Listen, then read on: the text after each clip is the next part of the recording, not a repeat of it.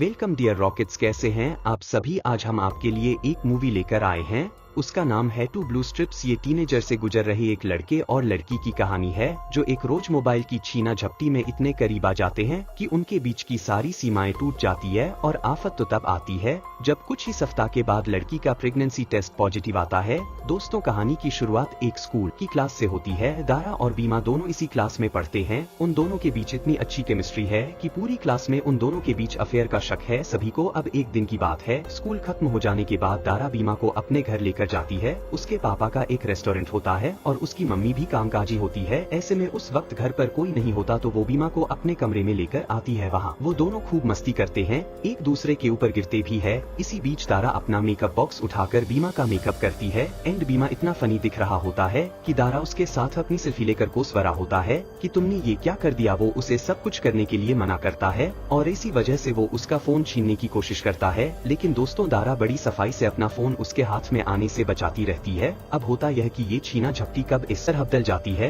कि वो दोनों एक दूसरे के नजदीक आ जाते हैं। उन्हें पता ही नहीं चलता है, नजदीक आते उनका फिजिकल रिलेशन हो जाता है। सब कुछ जाने के बाद जब उन्हें होश आता है तो रा बीमा को आगाह करती है, देखो जो हो गया सो हो गया, लेकिन अब इस बारे में किसी को कुछ ना बताए, क्योंकि अगर यह बात किसी को बाहर पता चल गई तो दोनों की बहुत बदनामी होगी। सब मजाक उड़ाएंगे, हो सकता है कि हमें स्कूल से भी निकाल दिया जाए। बीमा समझदारी से काम लेता है तो वो इस बारे में किसी से कोई जिक्र नहीं करता। अब जैसे जैसे दिन गुजरते हैं दोस्तों, वो दोनों नॉर्मल हो जाते हैं, जैसे कि उन दोनों के बीच कभी कुछ ऐसा हुआ ही नहीं। पहले की तरह वो एक दूसरे के साथ मस्ती करते हैं और फ्रेंड्स के साथ भी घूमने लग जाते हैं। लेकिन सब कुछ ज्यादा दिन तक नॉर्मल नहीं रहता। एक रात जब वो दोनों अपने फ्रेंड्स के साथ डिनर कर रहे होते हैं तो अचानक तारा को उल्टी आने लग जाती है। वो खाने की टेबल से उठकर भागते हुए थोड़ी दूर एक खाली जगह पर जाकर वोमिट करती है। एंड यह सब कुछ देखकर बीमा की हालत खराब हो जाती है कि कहीं कुछ गड़बड़ ना हो जाए। वो उसे पानी पिलाता है और जब वो थोड़ा ठीक फील करती है तो उसे घर छोड़ने भी जाता है। वहाँ बीमा की मुलाकात दारा की माँ से होती है। बीमा उन्हें बताता है कि एक्चुअली डिनर के दौरान इसको वोमिट आ गई थी, जरा खाने में कुछ वैसा रहा होगा इसीलिए आ गई। और दोस्तों, उसकी माँ को भी ये लगता है कि शायद खाने की वजह से इसकी तबीयत खराब हो गई है।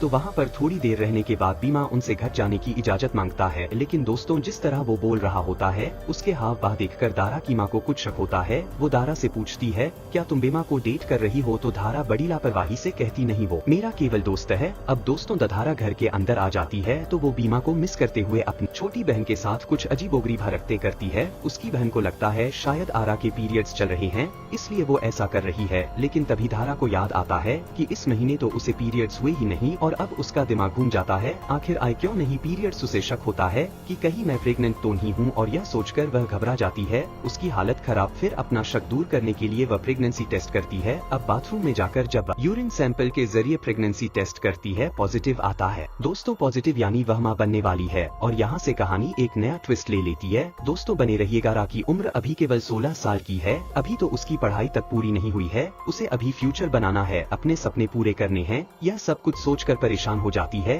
कि हमने उस दिन बहुत बड़ी गलती कर दी साथ रहकर। एंड दोस्तों, जब उसी शाम को बीमा से मिलती है तो उसे बता देती है, मैं प्रेग्नेंट हूँ। बस ये सुनते बीमा को तो ऐसा झटका लगता है जैसे 440 वोल्ट का। इस बारे में तो उसने कभी सोचा ही नहीं था। उसकी अब समझ में नहीं आता कि वह क्या करे। वो दोनों तो अभी खुद 16 साल के हैं और अभी से बच्चा। और जब बीमा को कोई रास्ता नहीं सोचता ना तो वह दारा से कटने लगता है, मतलब उससे मिलना जुलना ही बंद कर देता है। स्कूल में भी उसे अवॉइड करता है। ऐसा नहीं है दोस्तों कि वह केवल दारा को देखकर ऐसा कर रहा था, वो घर में भी चुपचाप और सबसे अलग अलग रहने लगा था। कई बार बगैर किसी बात पर रोने भी लग जाता है। यह देखकर उसकी माँ को शक होता है कि शायद यह ड्रग्स तो नहीं ले रहा। कहीं वो भी परेशान हो जाती है अपने बच्चे के लिए। एंड वो आखिरकार उससे पूछी बैठती है कि बेटा क्या हो गया तुम्हें, तुम्हारा दिल तो नहीं टूटा कहीं? तो दोस्तों, वो जवाब देने के बजाय रो जाता है। अब भीमा के फादर उसके दिल की बात जानने का बीड़ा उठा देते हैं। वो उसके कमरे में जाकर उससे बड़े प्यार से पूछते हैं कि बेटा क्या हुआ है। भीमा उनसे झूठ नहीं बोल पाता। दोस्तों, वो उन्हें अपने और तारा के बीच हुए सारे किस्से को जो का यूं बता देता है। उसे लगता है कि शायद यह सब सुनकर उसके फादर उसको डांट, लेकिन वह ऐसा कुछ नहीं करते। वो बमा के कंधे पर हाथ रखकर उसे दिलासा देते हैं और फिर उसे समझाते हैं,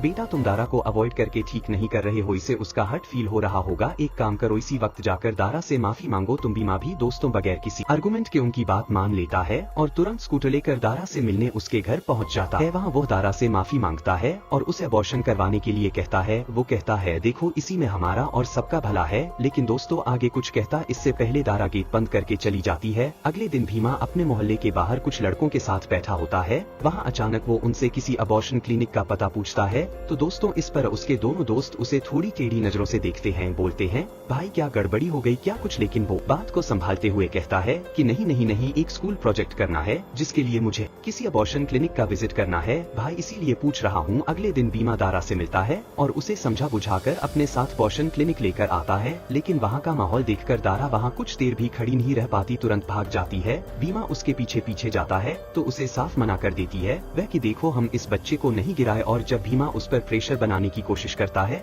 तो भीमा का हाथ वो अपने पेट पर रखकर कहती है कि इसे महसूस करो। उसके पेट में दोस्तों हलचल हो जाती है इतनी जल्दी, और अब बीमा को भी बच्चे के लिए झुकाव महसूस होता है। तो दोनों फैसला करते हैं कि अब बच्चे को नहीं मारेंगे। इसके साथ ही वो दोनों यह भी तय करते हैं कि ग्रेजुएट होने तक इस बात को सीक्रेट रखेंगे। लेकिन अब सवाल यह उठता है कि कुछ दिन के बाद तो दारा का पेट दिखना शुरू हो जाएगा, मतलब तो फिर वो इस बात को सीक्रेट कैसे रख पाएंगे। इसके लिए दोस्तों बीमा को एक मस्त आइडिया आता है। वो दारा के लिए बाजार से एक लॉन्ग स्कर्ट खरीद कर लाता है। दारा अपने रूम में उसे ट्राई करके देखती है और दोनों निश्चिंत हो जाते हैं कि अब किसी को दारा की प्रेगनेंसी के बारे में नहीं पता चलेगा। इसी बीच बीमा दारा से पूछता है कि सुनो अगर घर वालों को इस प्रेगनेंसी के बारे में पता चल गया तो। इस पर दोस्तों दारा भरोसे के साथ कहती है अरे तो क्या मेरे परिवार के लोग बहुत अच्छे हैं, वो मुझे माफ कर देंगे। अब वो दोनों अपनी ड्रीम्स और फ्यूचर प्लान पर बात करने लग जाते हैं। बीमा अभी क्लियर नहीं है दोस्तों, लेकिन दारा के सपने बहुत ही ऊंचे होते हैं। वो कहती है कि मुझे आगे कोरिया यूनिवर्सिटी में जाकर पढ़ना है। तो बीमा कहता है कि अरे चिंता मत करो, तो मैं हूँ ना, तुम्हारे सारे सपने पूरा कर दूंगा। लेकिन दोस्तों उनकी दारा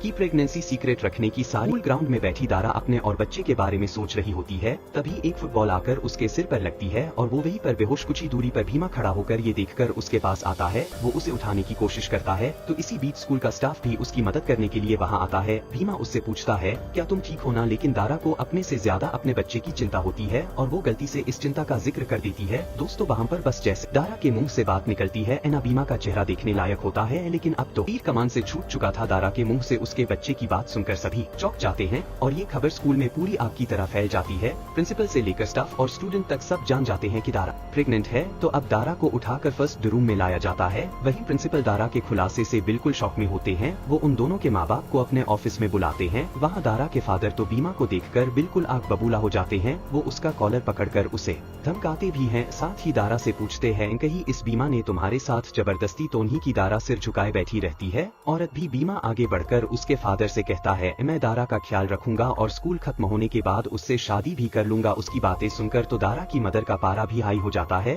वो उसे हड़का देती है दोस्तों, और अब तो वो दारा की शक्ल भी नहीं देखना चाहती और उसे साथ लिए बगैर गुस्से में वहाँ से चली जाती है। बेचारी दारा अब उसके पास रहने के लिए कोई ठिकाना भी नहीं है। ऐसे में वो बीमा के साथ उसके घर चली जाती है। बीमा का घर एक बेहद संकर सी जगह है। जिस मोहल्ले में वो रहता है वहाँ ज्यादातर गरीब फैमिलीज रहती हैं और बीमा की फैमिली की फाइनेंशियल कंडीशन भी कोई अच्छी नहीं है। और दारा ने तो बचपन से ऐसा माहौल देखा ही नहीं था। वो तो बिल्कुल अमीर परिवार में पली बड़ी थी, इसलिए वो वहाँ पर कुछ अनकंफर्टेबल सा फील करती है। अब रात में दोस्तों फैमिली में उन दोनों को लेकर कोई बात नहीं होती। वो दोनों खाना खाकर सो जाते हैं। अगली सुबह बीमा दारा को लेकर डॉक्टर के पास जाता है तो वहाँ डॉक्टर उसे टीनेज प्रेगनेंसी के रिस्क बताती है और इसके साथ ही उन दोनों को अलग अलग सोने की सलाह देती है। दरअसल अब किसी भी तरह की असावधानी दारा की प्रेगनेंसी का कॉम्प्लिकेशन बढ़ा सकती थी। उधर दारा की मम्मी पापा उसके बिना बिल्कुल बेचैन थे। दारा को उन्होंने कभी भी इस तरह नहीं छोड़ा, बहुत मिस कर रहे होते हैं उसे। आखिरकार वो बमा के घर पहुंचकर उसे अपने साथ ले आते हैं। तभी रास्ते में दारा की अंदर की नजर जब कार की पिछली सीट पर बैठी दारा पर पड़ती है तो उन्हें महसूस होता है कि दारा अभी भी बच्ची है, इसलिए उन्हें दारा की और ज्यादा चिंता हो जाती है। दोस्तों दारा जब घर पहुंचती है तो छोटी बहन से ऐसे गले मिलती है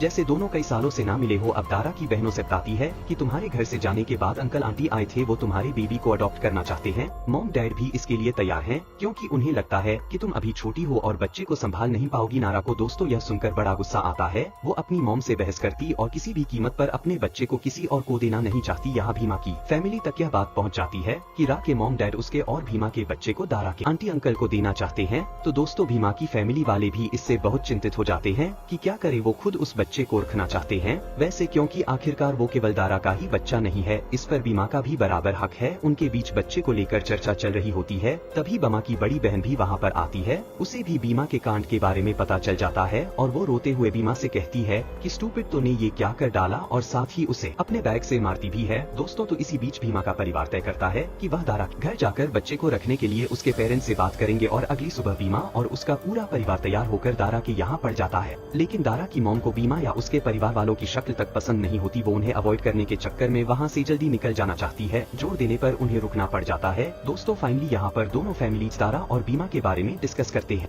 और उन्हें उनकी शादी ही प्रॉब्लम का एक अकेला सोल्यूशन नजर आता है। सो सोल्यूशन सबको मंजूर होता है। दोनों परिवारों की मौजूदगी में बीमा और दारा की शादी हो जाती है और अब वो कानूनन पति पत्नी है। शादी के बाद बीमा अब दारा के घर रहना शुरू कर देता है क्योंकि दारा उसके घर में कंफर्टेबल नहीं होती। वो दोनों पूरे दिन अपने कमरे में बैठकर केवल अपने फ्यूचर को लेकर बातें करते हैं। दारा के फादर को बीमा पर भरोसा तो नहीं होता। वो डरते हैं कहीं बीमा रात को दारा के नजदीक आने की कोशिश न करे, इसलिए वो उसे नीचे की मंजिल पर सोने के लिए बुला लेते हैं। अब दिन गुजरने के साथ साथ दारा को रेस्ट की जरूरत होती है। इसको देखते हुए वह स्कूल न जाकर घर पर ही रहने का फैसला करती है और बीमा को अकेले स्कूल जाना पड़ता है। इसी बीच उसने कमाई के लिए दारा के फादर के रेस्टोरेंट में वेटर का काम शुरू कर दिया था, लेकिन अभी जितना वह कमा रहा था उतना काफी नहीं था। वह इसको न जाकर इधर उधर भी हाथ पैर मारता है। एक दिन दारा को पता चल जाता है कि बीमा स्कूल स्किप कर रहा है और जब दारा बीमा से इसका कारण पूछती है तो वह उसे साफ कह देता है कि पढ़ाई से ज्यादा जरूरी पैसा कमाना है, मुझे पैसा कमाकर बड़ा घर लेना है। और इस बात पर दोनों में लड़ी हो जाती है क्योंकि दोनों की सोच बहुत ही अलग है। जहाँ सारा अपनी पढ़ाई को लेकर सीरियस है, वहीं बीमा कुछ पैसों के लिए स्कूल जाना छोड़ बैठा है। दारा निराश हो जाती है और नीचे आकर अपनी मॉम के पास बैठती है। अब वो बीमा से निराश होकर जो नीचे आई थी ना दोस्तों, उसको बुलाने के लिए वो अपनी सहेलियों के साथ आती है, जहाँ वो बाहर भी जाते हैं और अच्छा वक्त बिताते हैं। और अब धीरे धीरे होता यह है कि उसकी थिंकिंग चेंज हो जाती है। उसे लगता है कि किसी भी चीज से ज्यादा अपनी लाइफ इंपॉर्टेंट है, बाकी सब सेकेंडरी। जैसे जैसे दिन बीतते हैं सारा की बॉडी में कई तरह के चेंजेज आ जाते हैं। इस वजह जैसे उसे मूड स्विंग भी हो रहे होते हैं, जिससे दारा काफी उदास भी रहती है। वो अपनी मॉम को इस बारे में बताती भी है कि मुझे ये प्रॉब्लम हो रही है। दोनों परिवार मिलकर दारा का चेकअप कराने उसे डॉक्टर के पास लेकर जाते हैं और चेकअप के बाद भी डॉक्टर कहती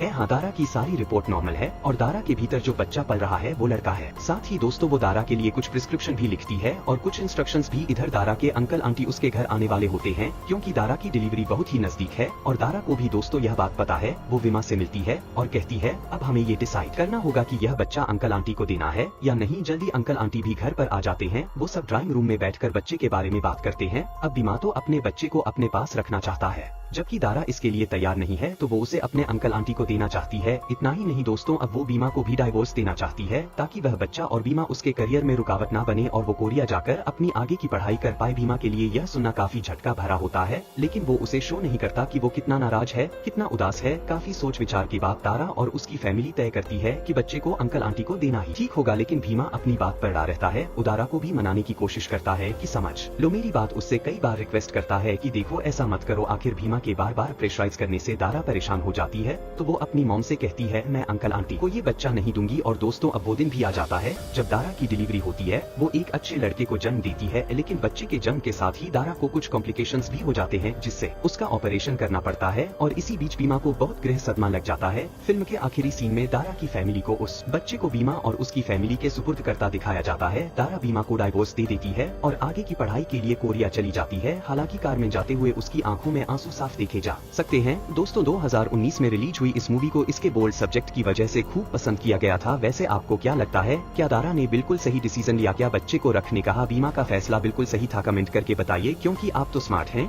बाकी मिलते हैं आपसे